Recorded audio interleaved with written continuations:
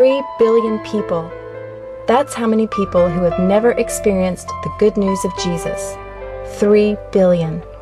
The majority of these unreached people live in an area known as the 1040 window. The view through this window is bleak. These are people who have never heard about the love of Jesus Christ. But for women in India, this darkness is deepened by cultural barriers. It starts in the womb. Female babies are routinely aborted because they are female. Daughters who are born end up mostly illiterate. Widows dwell in isolation. Women overall are degraded and despised their entire lives. But the window is beginning to open. This is Jayashree, a young girl who was filled with hopelessness and despair. Jayashree's parents concluded she was a curse on their family. They talked about getting rid of her. Jayashree heard every word.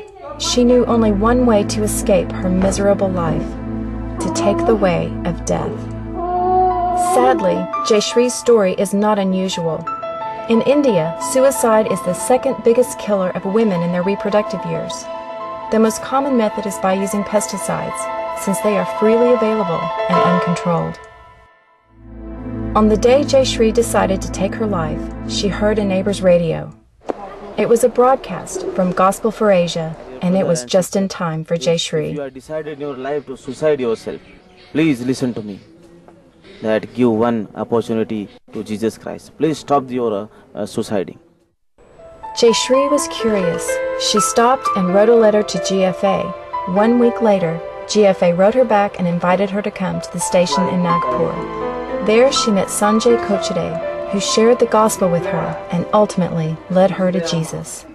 Now Jayashree felt called to share the love of Jesus with other women, especially the women in the unreached villages of India. She enrolled in a Gospel for Asia Bible school and became a native missionary. A GFA radio broadcast saved her life, and the Bible school gave her life direction and hope. But that's not the end of Jayashree's story. She prayed for the parents who abused her, and they were saved as well.